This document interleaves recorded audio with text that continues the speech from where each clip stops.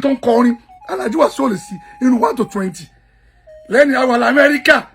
la máa ṣeré ní London. Is that a music? Torí Mr. Yekunle kò sọ anything nípa Pasuma. Mi ò expect kẹ́gbọ́n mi kan jáde Mr. Tao Balinger kan ọmọ búrò irú mọ́ yẹn at over 60 kan ní kọ́ lọ jẹ̀gbẹ́ tó sọ kò sọ lórí tó ń pín kọjá 500 bá pa 20 million 500 náà máa pín. Ẹ má máa fi Mr. Tao Balinger máa fi wé manager eléré ńlá ni bó pépà sọ ọ̀dọ̀ Tao Balinger ló máa gbà. Tao Balinger fẹ́ wá ká tó play fún ẹ kọ́kọ́ fẹ́ mi ní 1 million a kọ́ fún ní 1 million tí kó tó sọ 10 million Paso. Gbogbo olórin wọ́n gbọ́dọ̀ máa tọ́jú àwọn onílù. Olórin ò lè kọrin láìsí irú ojú akátá bá léwó ẹnu adìẹ kọ́lẹ̀ fún ti gbọ́ bí o tó bẹ́gbọ́n mi bẹ́ẹ̀ kò tọ́ sẹ́nu brọ́dà mi Tao Balinger wọ́n jáde wọ́n sọ báyẹn sí Àyànkúnlé.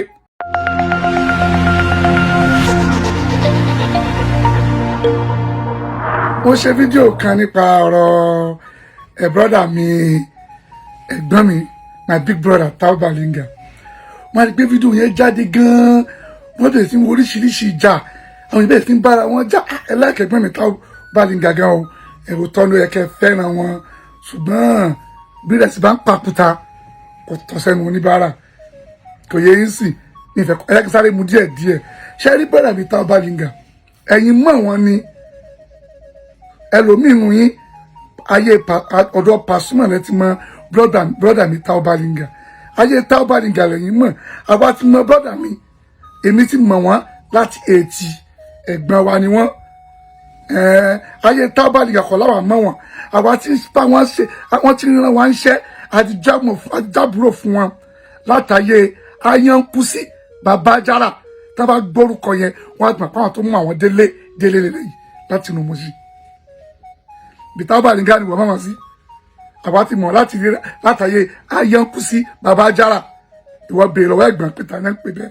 àwa mọ̀ wọ́n débẹ̀ láti kékeré láti 80 ẹ̀gbọ́n wa ni wọ́n náà àwa gòkè sọmọ kéré tá a bá ń sọ̀rọ̀ nípa musician nípa ìpínlẹ̀ láàrin onífújì ibi tí mo ti lò ìgbàdùn ni kò pé mi lèmi náà fi jáde ń bẹ̀ mi ò bọ́ gàjà mi ò bọ́ ọmọọṣẹ́ jà ṣùgbọ́n mo dúpẹ́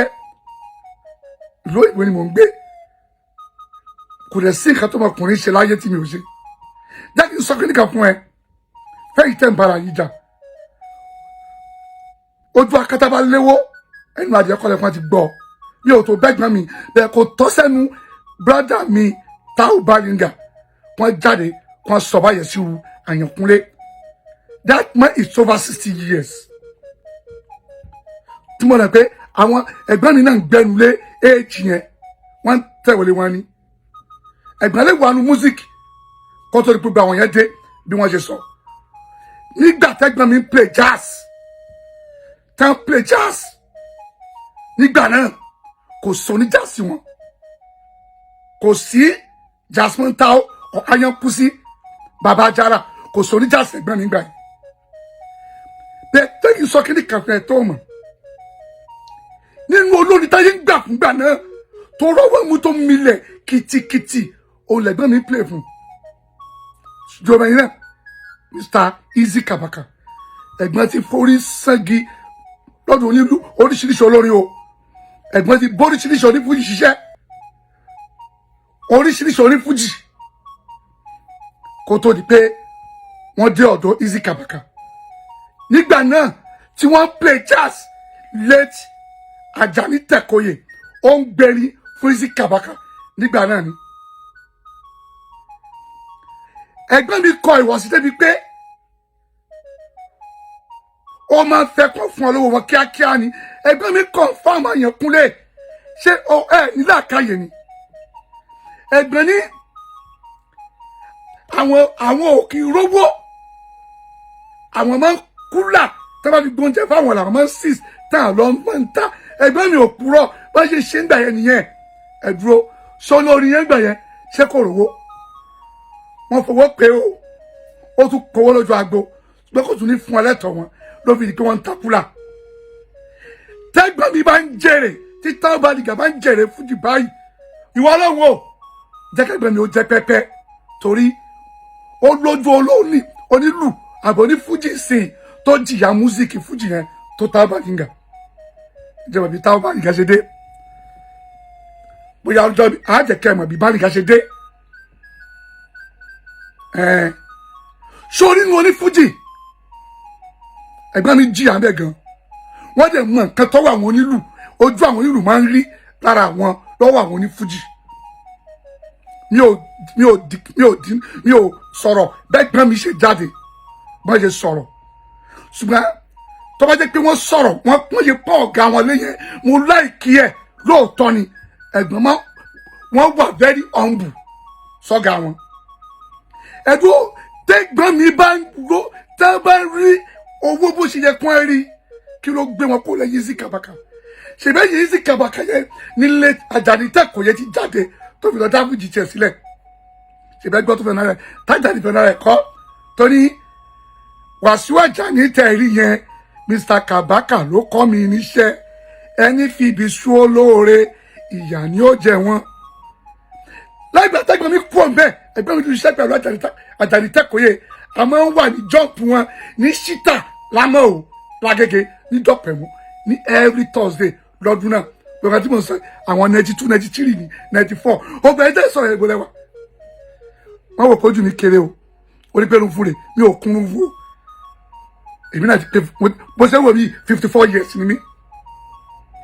mo san mo dé napi wọ street mi tó bá fi lè mẹ́gbẹ́ mi tó kú lẹ́yìn Kabaka bó ṣe ń lo ìgbà tó ẹgbẹ́ mi ò mọ̀ mí kankan bẹ́ẹ̀ Kabaka ní gbogbo ẹ̀ ẹgbẹ́ mi ṣe é fún mi ṣeré kí lẹ́ mú bẹ́ẹ̀ tọ́lọ́bùrọ̀ gba àdúrà ẹgbẹ́ mi lẹ́nìí táwa di mánìjà eléré ńlá táwa di mánìjà Pasuma ọlọ́run jẹ́kọ̀ jọ lápẹ́ ẹgbẹ́ mi lè jáde ní interview wọ́n pọ́n ọ̀gá wọn lé torí Mr Yẹkúnlé kò sọ anything nípa Pasuma mi ò expect kẹ́gbọ́n mi wọ́n jáde Mr Tao Balogun kò àmọ́ búrò irú mọ́ yẹn at over 60 kò ní kọ́ lọ jẹ̀gbẹ́ ó gbẹ yìí tẹ̀ ń bú mọ́ yẹn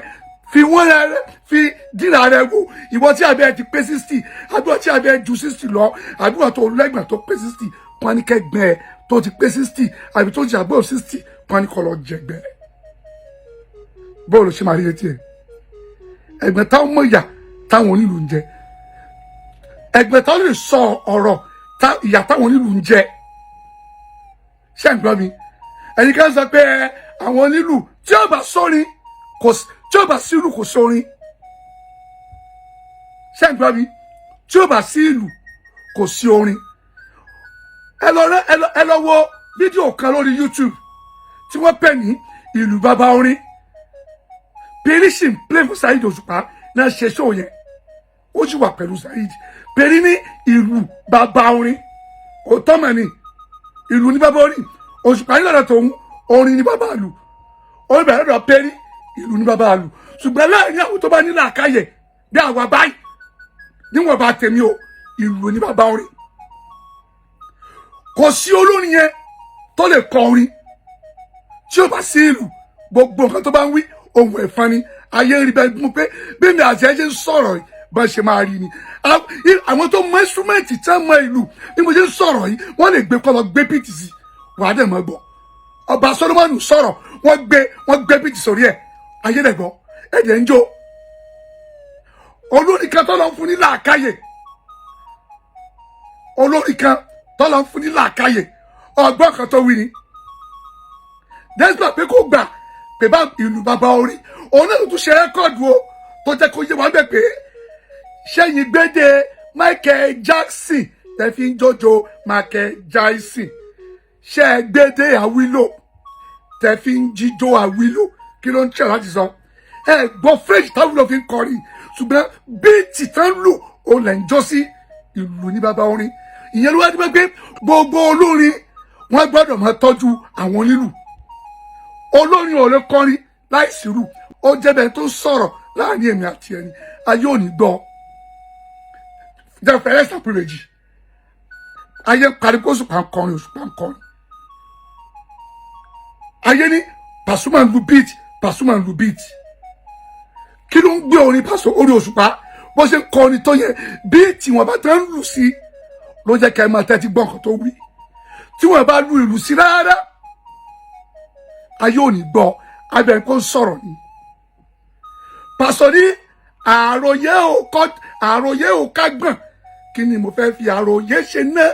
níbi àlùjọ ti kúnlẹ̀ kúnnà pásọ ráyé àlùjọ àpásọ ráyé àròyé àlùjọ Pasuma Wonderland àlùjọ fún wa ó mọ̀ pọ̀ náwọn tó wà lẹ́yìn tá gùdù ìlú Alhaji Wasiu ọmọ kankan tá bá ka olórin 1 to 10 inú olórin tó ń kọrin Alhaji Wasiu lè sí inú 1 to 20 lẹ́ni àwọn Amẹ́ríkà ọ̀la máa ṣeré ní London is that a music ṣùgbọ́n máa gbọ́ nǹkan tí bàbá ń pè lẹ́yìn máa gbọ́ ìkẹta wò lùlù yẹn tó ń lù lẹ́yìn bàbá lẹ́ni kò sí onísùmẹ́ntà yẹn tó tó ẹ̀yìn Wasiu tẹ́ bá sọ̀rọ̀ kọ́ lùlù kọ́ play instrumental olórin ò lè kọrin láìsọ nílù tá ń pè wọ́n ní instrumental ṣùgbọ́n onílù wọ́n lè lùlù láìsọ lórí tá a máa jó òun ṣe báyìí wọ́n wá play pàrọ̀ fún ẹ wọ́n lu beat sórí ẹ̀ òde ń jó Pasuma wo ló wà ń bẹ̀ Sọ́ṣùpá wà ń bẹ̀ àbí Màláíkà wọ́n ń gbọ́ kú bàbá àgbà yín bàbá gbọ́ bàbá yín bàbá gbọ́ lẹ́yìn tó kú wọ́n ń gbọ́ kú ẹ̀ lọ wọ́n wá play instrument gbogbo ẹ̀ lẹ́yìn jó wọ́n lè yàwó ìlójú títì so wọ́n kọ̀ fún jìnnì àbá kọ jùjú ìlú ni bàbá orin ẹ̀yin olórí ẹ tọ́jú àwọn onílù yìí ẹ̀yin tó sọ pé ó yẹ kí Mr. Kúnlé dúró olómọ ẹ̀kọ́ tó ń fowó ẹ̀ ṣe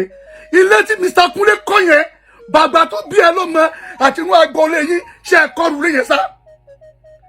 àbẹ́ ilé tí Mr. Kúnlé kọ́ ni bí ó ṣe sọ́wọ́ yẹn ilé tó kọ́ yẹn kò sí kó mọ̀ súnmọ́ 50 million bàbá tó bí ẹ ìwọ tó ń bu pé kò fowó ṣe nǹkan gidi ilé wo ni bàbá tó bí ẹ kọ́ ẹ má máa fi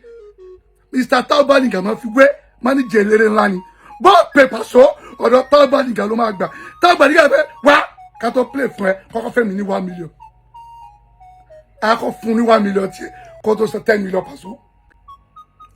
Taubalinga lẹ́ni 10 million nínú oṣù kan tó jẹ́ ti tiẹ̀ tọ́ọ̀ bá ti fún lówó ó lè pè Paso bọ́ọ̀bà fún mọ́níjà Òṣùpá lówó ó lè pè Òṣùpá ṣùgbọ́n àwọn olórí ẹ tọ́jú àwọn onílù yín mo tún sọ kò sólórí tó ń pín kọjá 500 bá pa 20 million 500 náà máa pín ó yá ẹ tún máa já sí màá tún wá ire o.